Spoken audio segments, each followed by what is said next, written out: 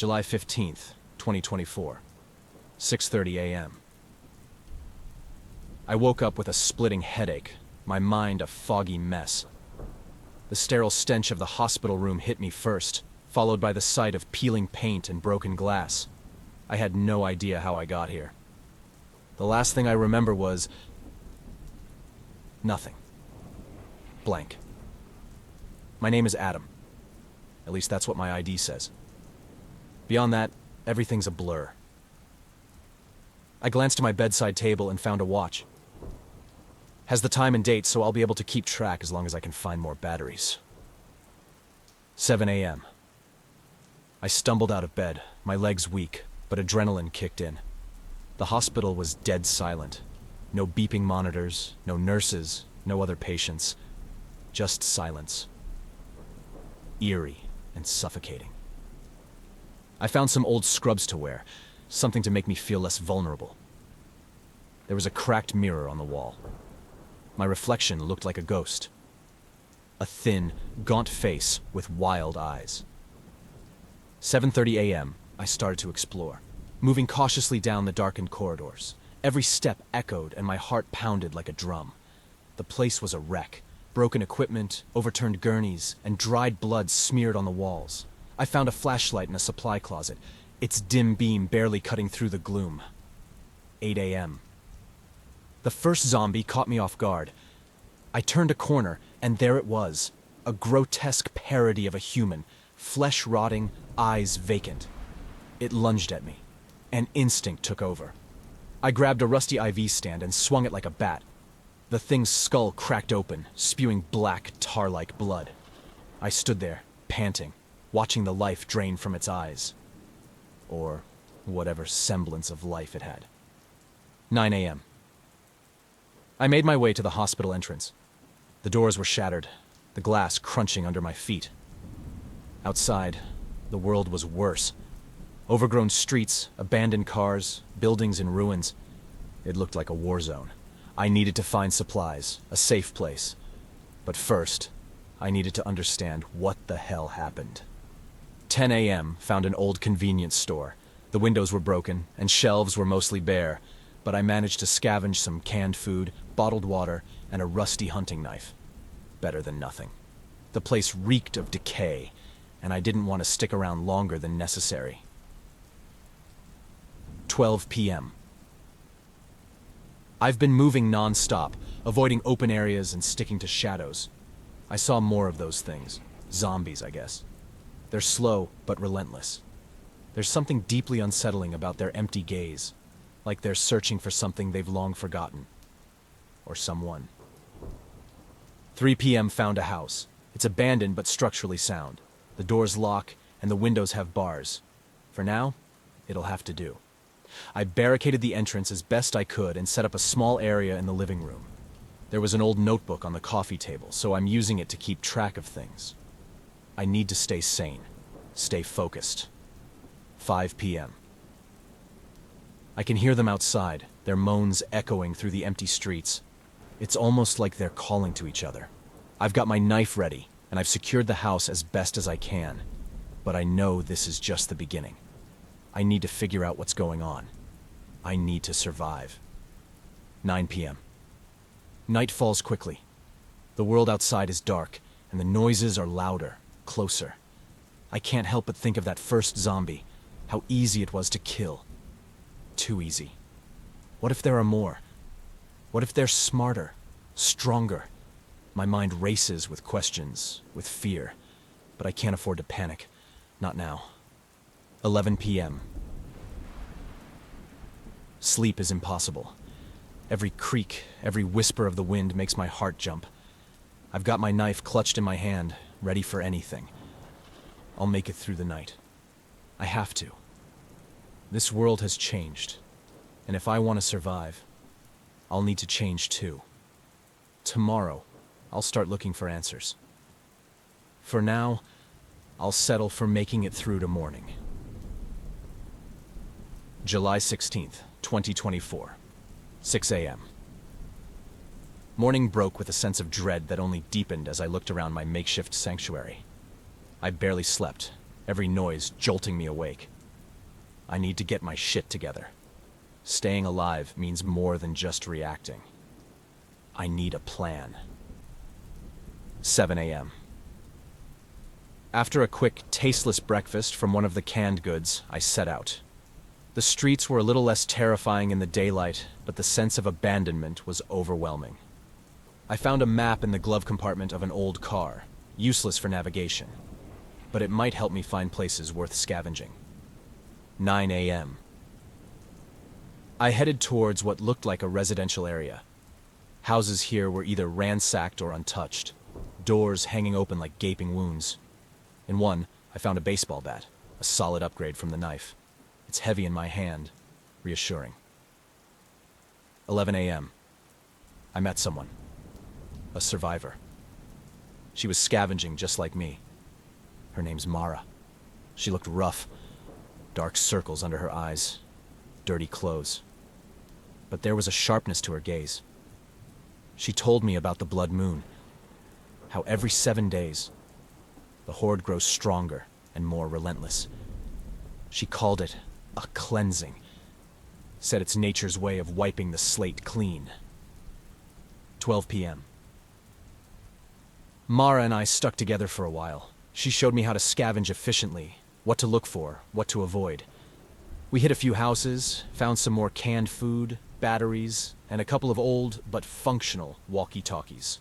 She talked about fortifying, about preparing for the blood moon. I listened, absorbing every word. 2 p.m. We parted ways. Mara was heading towards a larger group of survivors.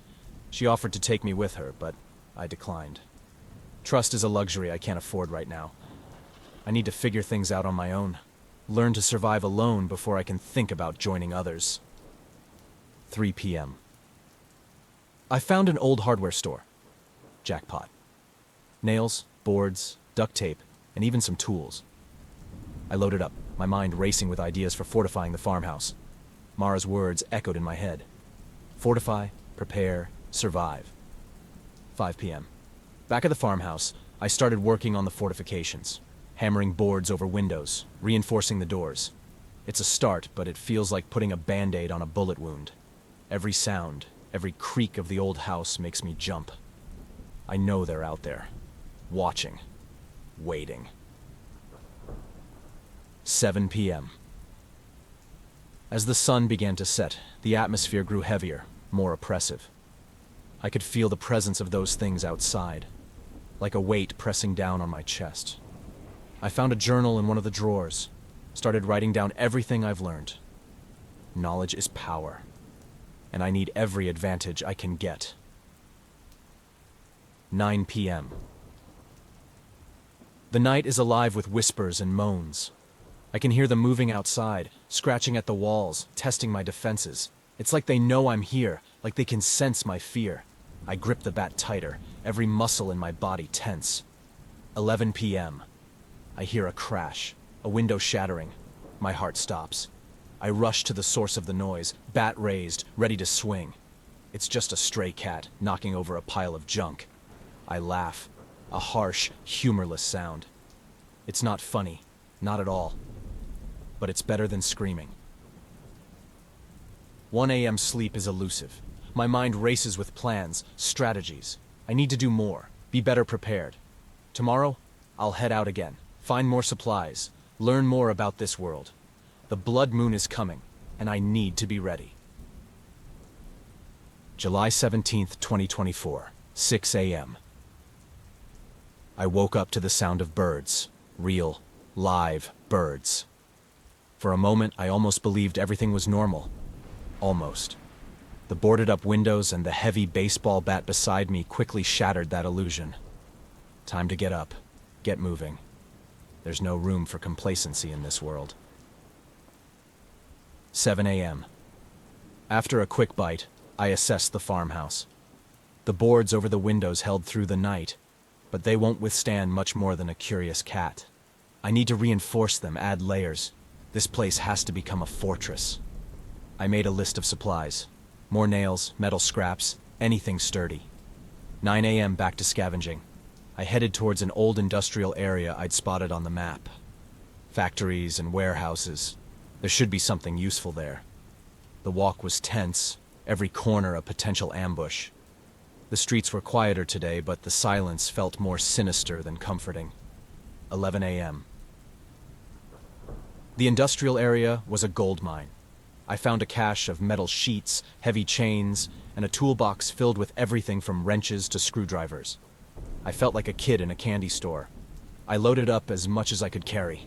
This stuff will make my fortifications a lot stronger. 1 p.m. On the way back, I had my first real fight. 4 zombies cornered me in an alley. They moved slowly but relentlessly. Swinging the bat was like hitting a sack of wet cement. I took out 3, but the 4th nearly got me. One lucky swing, and its head burst like a rotten melon. Covered in gore, I realized just how close I came to dying. I need to be more careful. 3 p.m. Back at the farmhouse, I set to work. Metal sheets over the windows, chains to reinforce the doors. The tools made everything easier, but it was still grueling work. Sweat poured down my face, mixing with the dried blood. I didn't stop until the sun began to set. 5 p.m. I found a hand crank radio in one of the upstairs rooms. It was old and dusty, but after some fiddling, I got it to work. Most of the frequencies were just static, but on one channel, I picked up a faint voice. It was garbled, but I caught fragments. Blood moon, prepare, horde. Not exactly reassuring, but at least it's confirmation. I'm not the only one out here. 7 p.m. Dinner was cold beans from a can. Delicious. I ate while watching the windows, feeling the weight of the approaching night. The fortifications looked solid, but doubt nagged at me. Is it enough? Will it ever be enough? 9 p.m. The night noises started again. Scratching, moaning, the occasional thump. I sat with my bat, the knife, and the hunting rifle I'd found in the hardware store. The rifle was old, but it worked. I felt a grim satisfaction in holding it. If they come, I'll be ready. 11 p.m. A group of zombies tested the defenses. They pawed at the windows, pushing against the doors. The chains held, the metal sheets didn't budge. I watched them through a crack, their lifeless eyes searching. One of them, a woman in a tattered dress, pressed her face against the glass, smearing it with blood. She looked right at me, and for a moment, I thought she saw me. Then she turned away, losing interest. 1 a.m. I didn't sleep. Couldn't. Instead, I wrote down everything I'd done today, every lesson learned. The notebook is filling up fast. Plans for more defenses, notes on scavenging spots, ideas for traps. Knowledge is power. Tomorrow I'll gather more materials, reinforce the outer perimeter. The blood moon is only a few days away. I have to be ready. July 18th, 2024. 6 a.m. Waking up this morning felt like dragging myself out of a grave. My muscles ache from yesterday's fortification efforts, but I have no choice. Every day is a struggle, and resting on my laurels will get me killed. Today, it's all about weapons. 7:30 a.m. After a quick breakfast, I head out. The plan today is to find parts for more advanced weapons. I need something better than a baseball bat. The hunting rifle is great, but ammo is limited. I need to think about sustainability. Crossbows, melee weapons, maybe even something explosive if I can find the right materials. 9 a.m. I make my way to an old sporting goods store I spotted yesterday. It's mostly looted, but I managed to find a compound bow and some arrows. Even better, I find a kit for making more arrows. Silent but deadly. Just what I need. 10:30 a.m. The hardware store is next. I need to find materials for crafting melee weapons. I rummage through the dusty shelves, finding metal pipes, chains, and duct tape. Perfect for making spiked clubs and reinforced bats. I even find some old propane tanks. Mental note, figure out how to rig them into makeshift bombs. 12 p.m. On my way back, I run into another survivor. His name is Ben. Unlike Mara, he's not looking to join forces. Instead, he offers a trade. He's got some ammo and medical supplies in exchange for food. We make the deal, and he warns me about roving bands of hostile survivors. It's not just the zombies I have to worry about. Great. 1:30 p.m. Back at the farmhouse, I lay out my haul. The compound bow is in good shape, and the arrows look decent. I start modifying one of the metal pipes, attaching nails and wrapping the handle with duct tape for better grip. It's crude, but it'll work. 3 p.m. The propane tanks sit in the corner. A tempting project. I remember reading about makeshift explosives back when I had the internet. Seems like a lifetime ago. I start tinkering, rigging one up with a detonator I found in the hardware store. It's risky, but having a few bombs could make a big difference when the horde comes. 5 p.m. I head outside to test the weapons. The bow is tricky, but I get the hang of it quickly. The spiked pipe feels good in my hands, heavy and lethal. I set up a few makeshift targets and spend the next hour practicing. Every shot, every swing, I can feel myself getting stronger, more capable. 7 p.m. Dinner is more canned food. I've been rationing, but I'll need to find more soon. As I eat, I go over my notes, adding new entries about the weapons and what I've learned today. The blood moon is looming closer, and I need to be as prepared as possible. 9:30 p.m. The night noises start again. This time, I'm ready. I sit by the window with the bow, watching the shadows. A few zombies wander close, but they don't test the defenses tonight. Maybe they sense that I'm ready for them. Or maybe I'm just getting paranoid. 11 p.m. I continue working on the propane bombs, careful not to blow myself up. It's tedious work, but I managed to rig up 2 functional explosives. They're crude, but they'll pack a punch. I place them near the windows, ready to deploy if things get desperate. 12:30 a.m. Exhaustion finally catches up with me. I write down the day's progress in the notebook, feeling a grim satisfaction. The farmhouse is becoming more of a fortress, and I'm becoming more of a survivor. The blood moon is coming, but I'm getting ready. Tomorrow, I'll reinforce the outer perimeter and set up more traps.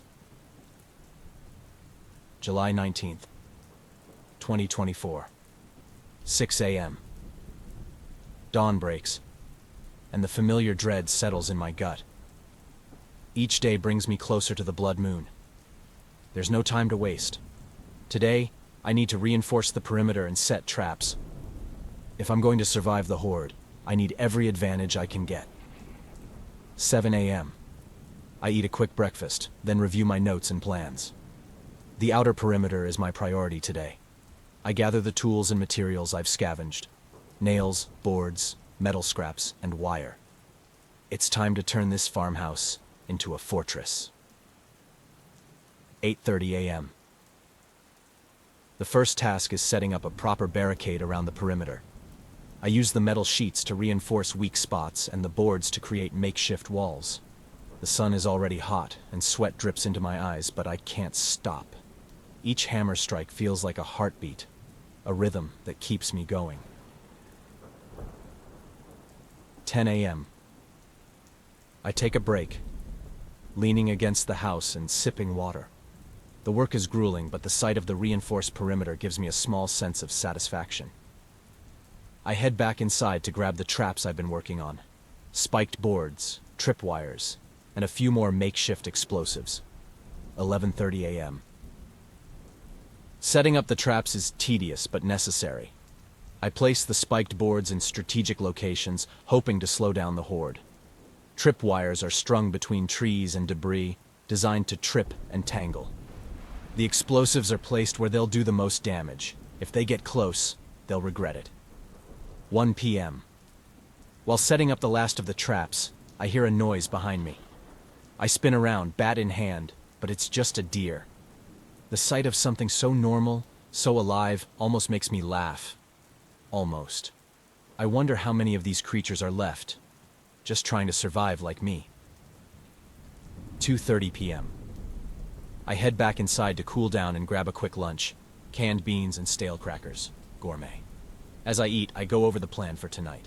The traps will help, but I need to be ready to defend the farmhouse directly. The compound bow, the spiked pipe, and the hunting rifle are all laid out within reach. 4 p.m. Back outside, I continue reinforcing the barricades. The work is almost meditative, a break from the constant fear and anxiety. I lose myself in the rhythm, focusing only on the task at hand. By the time I finish, the sun is low in the sky. 6 p.m. dinner is more of the same, but I'm too tired to care. The house feels more secure, but the looming blood moon is a constant weight on my mind. I check the traps one last time, ensuring everything is in place. 7:30 p.m. As the sun sets, I sit on the porch, watching the shadows grow.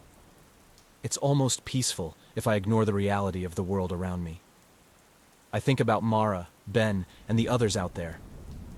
Are they as prepared as I am? Are they even alive?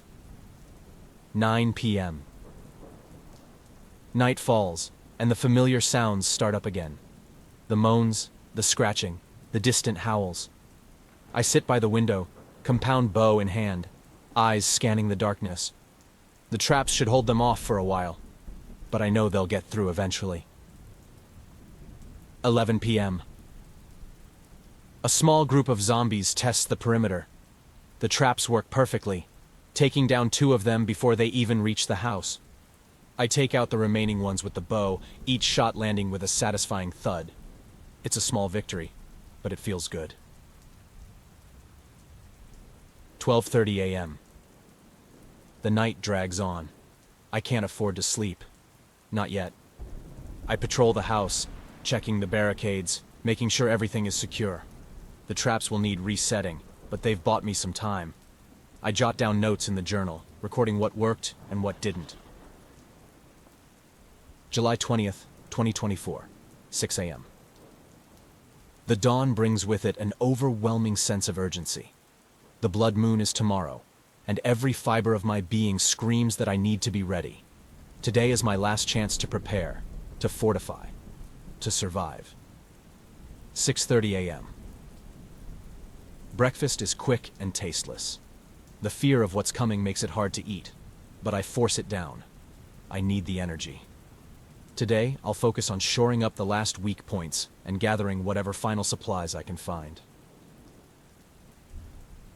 8 a.m. I head out to scavenge one last time. There's an old supermarket a few blocks away that I haven't checked yet. If I'm lucky, there might be something useful left. The streets are eerily quiet, the calm before the storm.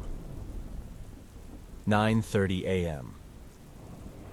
The supermarket is mostly picked clean, but I managed to find some useful items. A few cans of food, a box of matches, and a half-full bottle of painkillers. Not much, but every little bit helps. On my way back, I find a bicycle. It's rusty but functional. I take it, knowing it might come in handy if I need to make a quick escape. 11 a.m. Back at the farmhouse, I lay out my haul. The food and matches go into my emergency stash, and the painkillers into my makeshift first aid kit. The bicycle is hidden under the porch, ready if I need it. It's time to finish fortifying the house. 12:30 p.m. I spend the afternoon reinforcing the weakest points. More boards over the windows, more nails in the doors. I set up additional traps, using whatever I have left. Broken glass, sharp metal, anything that can slow them down or cause damage. The work is exhausting, but there's no time to rest. 3 p.m. The sun is starting to set, and the sense of impending doom grows stronger. I do a final check of my weapons. The compound bow, the spiked pipe, the hunting rifle, and the makeshift explosives. Everything is ready, laid out within easy reach. 4:30 p.m. Dinner is another can of cold beans. I force it down, knowing I'll need the strength. I spend the remaining daylight hours going over my plans, making sure I haven't missed anything. The traps are set, The barricades are as strong as I can make them. Now, it's a waiting game. 6 p.m. As the sun dips below the horizon, I sit on the porch, watching the sky darken. The blood moon will rise tomorrow night. This is my last chance to mentally prepare. I think about Mara and Ben, hoping they're somewhere safe. I hope they found others, maybe even formed a community. I push the thoughts away. I can't afford distractions. 7:30 p.m. The first sounds of the night start up. The moans, the shuffling footsteps, the distant howls. I sit by the window, eyes scanning the darkness. The traps are ready. The barricades are holding. For now, all I can do is wait and hope my preparations are enough. 9 p.m. The night is long and tense. I patrol the house, checking the windows and doors, making sure everything is secure. I keep the bow in hand, ready to take out any threats that get too close. The anticipation is almost worse than the attacks themselves. 11:30 p.m. A small group of zombies tests the defenses. The traps take care of most of them, but a few get through. I take them out with the bow, each shot a reminder of what's coming. The blood moon will bring more, many more. I reset the traps, my hands shaking with fatigue and fear. 1 a.m. exhaustion finally forces me to sit down. I jot down the day's events in the notebook, my handwriting shaky. Tomorrow is the blood moon. Tomorrow, everything I've done will be put to the test. I need to rest, but sleep is elusive. The night is alive with threats, and I can't afford to let my guard down. July 21st, 2024, 6 a.m. I woke up to a world on the edge of chaos. The blood moon will rise tonight, and I can feel its presence already, like a malignant tumor growing in the sky. This is it. Today, everything I've done will be put to the test. 7 a.m. breakfast is a meager affair. Cold beans and a swig of water. The taste doesn't register. My mind is already racing, thinking about every possible scenario. I double-check my supplies, making sure everything is within reach. The traps, the weapons, the fortifications, they all need to hold. 8:30 a.m. I head outside to do one last inspection of the perimeter. The barricades are holding up, but I reinforce them with anything I can find. Extra boards, metal scraps, even furniture. I reset the traps, making sure they're primed and ready. Every step, every action, is driven by a single thought: survive. 10 a.m. The sun is high, but there's no warmth in it. The sky has a strange, sickly tint, a prelude to the horror that's coming. I feel the weight of the day pressing down on me, every second dragging me closer to nightfall. I make one last trip to the hardware store, hoping to find anything I missed. 11:30 a.m. The store is a wreck, but I manage to find a few more nails and some wire. I grab everything, my hands trembling. On the way back, I encounter a few zombies. They're more aggressive, more frenzied than before. I take them out with the bow, each arrow landing with a sickening thud. It's a grim reminder of what's coming. 1 p.m. Back at the farmhouse, I fortify the windows and doors with the new supplies. The wire goes into making more tripwires, the nails into reinforcing the barricades. The house looks like a fortress now, but I know it's not enough. The blood moon will bring a horde like nothing I've faced before. 3 p.m. The sky darkens, an unnatural twilight settling over the land. I can feel the tension building, the air thick with anticipation. I gather my weapons, compound bow, spiked pipe, hunting rifle, and place them within easy reach. The propane bombs are set near the windows, ready to be deployed. 5 p.m. dinner is a rushed affair. I force down some canned food, barely tasting it. My stomach is in knots, a mix of fear and adrenaline. I sit on the porch, watching the shadows grow longer, the sky turning a deep, blood-red hue. The blood moon is rising. 7 p.m. Night falls, and the world changes. The moon is a malevolent eye, casting everything in a crimson glow. The first howls pierce the silence, sending shivers down my spine. They're coming. I take my position by the window, compound bow in hand, heart pounding. 8 p.m. The first wave hits. Zombies, dozens of them, swarm the perimeter. The traps hold them off at first, spikes and tripwires taking down the front runners. But there are too many. They push forward, relentless, smashing against the barricades. I start firing, arrows finding their marks, but it's not enough. 9:30 p.m. They breach the outer defenses. The windows shatter and they pour in, a tide of decay and hunger. I switch to the hunting rifle, each shot echoing in the night, each bullet a desperate bid for survival. The house is filled with their moans, their rancid stench. I fight with everything I have, but they keep coming. 11 p.m. The propane bombs go off, a deafening explosion that lights up the night. The blast takes out a chunk of the horde, but the house shakes, debris flying everywhere. I'm thrown to the ground, ears ringing, vision blurred. When I get up, the scene is chaos. The barricades are failing, and the zombies are inside. 12 a.m. It's a brutal, desperate struggle. I swing the spiked pipe, feeling it connect with flesh and bone. Blood splatters, mine and theirs, mingling in the dirt. I'm covered in cuts and bruises, exhaustion seeping into my bones. But I can't stop. I can't give up. 1 a.m. Just as I'm about to be overwhelmed, the tide begins to ebb. The first light of dawn is breaking, and the zombies start to retreat, their frenzy subsiding. I collapse to the floor, every muscle screaming in agony. The farmhouse is in ruins, but I'm alive, barely. 4 a.m. I drag myself to a corner, too exhausted to move. The house is a wreck, but it held. I held. The blood moon has passed, but I know it'll be back. I'll have to rebuild, to prepare for the next one. But for now, I've survived. I've made it through the night.